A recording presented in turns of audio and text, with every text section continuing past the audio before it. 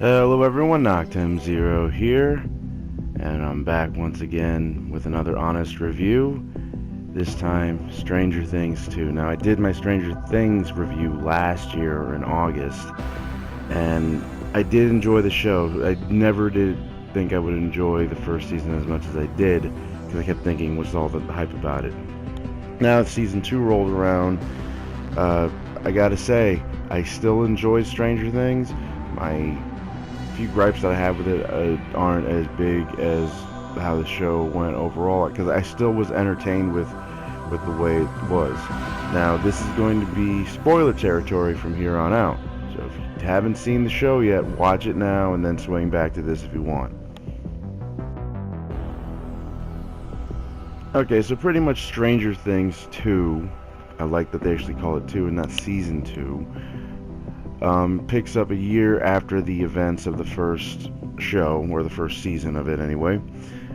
It seems like everybody's moved on, and I liked that, you know, everybody's trying to live out their lives normally, but of course the only character who's having some serious issues is Will. And the way the last season ended, it made everyone wonder, why did Will shift back to the Upside Down for a moment or two? Honestly, I kept thinking to myself, well, maybe he's just more connected to it now since he's been there for so long, and it turns out that is the case. And he's also being hunted down by a giant malevolent creature that looks like a mix of that octopus thingy from Hellboy and the Xenomorph, just by its head. They don't really have much on the creature itself, but it's pretty malevolent nonetheless, and who would want to mess with a kaiju-sized shadow? Anyway, I do like how the show, at least how it started out. I think it was doing a really good job with how they were, you know, reintroducing the characters and of course setting up some new ones, because the first episode was dedicated to introducing a new character, Max. I also found it pretty funny how the guy who plays the Red Ranger from Power Rangers is the new bully in season 2 of Stranger Things. I mean, oh my god, he's worse than what Steve was in season 1. And honestly, I grew to like Steve by the end of it. I mean, I liked that character development where we hated Steve kind of at the beginning, and then we sympathized with him, and then we understood him. They did the same thing with this bully as well, but in a whole different way. I mean, he doesn't know about what's going on in the Upside Down or anything like that, but he's a character that's pretty much total asshole, even when you kind of feel sorry for him, but you understand why he's a jerk. I like what they did with 11. They explored more of her past, and obviously they did a good job with how they explored the, you know, where was she the whole year, what happened. And again, we get to see more of her. Like, we get to find out about her mother. She has a adoptive sister who has similar powers to her, but is more for illusions than actual telekinesis, which I think 11 is the more powerful sister. And it also makes me wonder if there's going to be other kids that they're going to introduce, because so far 11 and 8 seem to be the only characters that display these kind of abilities. And I mean, if she's 11, which meaning she might have been the last one, I mean, is there one before that, like the 10 or 9? Are they alive? Are they dead? They don't really talk about that yet, which is the one thing I like about Stranger Things, is that they bring up so many questions, but they don't really give us too many answers, because they always focus on the here and now. And another thing that I do want to point out is that the plot just seems a little bit all over the place. Normally, like something like that, I write it off, but I understand that the show has to give you as much as they can with only, well, this time it's 9 episodes. Adding one extra episode does help expand it a bit. I mean, I'm pretty sure the only reason there's 9 is because 11 does have an episode completely devoted to herself after stuff starts getting more intense back at Hawkins. Another person that I like that they added was the character of Bob. I just feel bad how things ended up with him, but I love that it was Sean Astin. Love Sean Astin. And it just makes me think, I mean, you like everything that Sean Astin does. I mean, even some of the sillier things he's done. I mean, I really do appreciate him in this role, and I really wish that his character actually survived for another season. But he ended up becoming a throwaway character, which sucks, because I would have loved to have seen how how his character and relationship with Winona Ryder's character would have developed. Unfortunately, we don't get to see that. I mean, but he did go out a hero in a sort of way. Okay, maybe not really a hero, but he did save everybody, and that's the amount of props I would like to give to that particular character. Hopper is still as crazy as ever, but I mean, I like that he's been doing everything he can to try and protect 11, and I'm hoping, really hoping that even more character development gets built as the series progresses into the third season. Now, I don't know how the third season will go from here on out, but I mean, we'll see.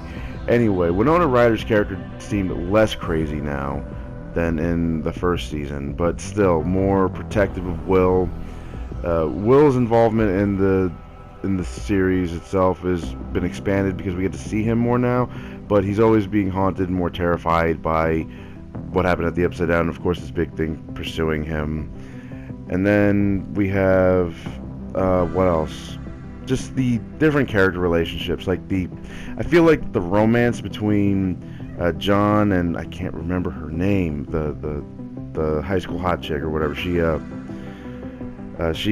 Their relationships just seems always so forced. And I even like that they mention that we always seem to get together when the world's going to end, which kind of makes their relationship, I don't know, it's weird now. I mean, because they finally get together, and then I think Steve is kind of left in the dark about it, and so many things are left unresolved. I mean, yeah, they brought in Barbara, like they mentioned her quite a few times in the very front half of the season. Don't really mention her too much in the middle, and then they kind of just wrap it up and just toss it away at the end. Like you don't really get to see the family really know about it. That you just see them put an empty casket into the ground, and that's it. That's all we get out of it, and which I think really sucks because I don't know, they could have done more. I didn't like the addition of the news reporter guy because again, he felt like he could have been a throwaway character getting too close to the problem that was happening in Hawkins, but they didn't. That's like they brought him in for comedic effect, and if you watch some of the episodes that he was in, you'd understand why. And really, he wasn't in a lot of them. I mean, geez, did it feel like such a forced character.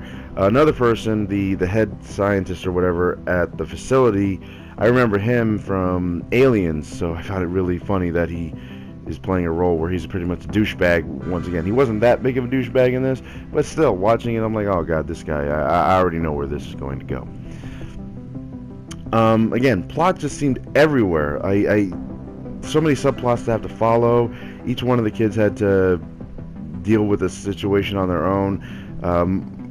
And the thing is, the show just felt really too predictable for the most part.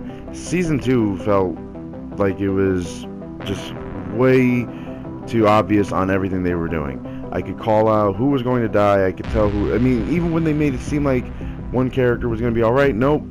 They just made it too obvious that they were going to get killed. Although I did like that Steve has grown as a character. I did like that a lot of these characters have grown.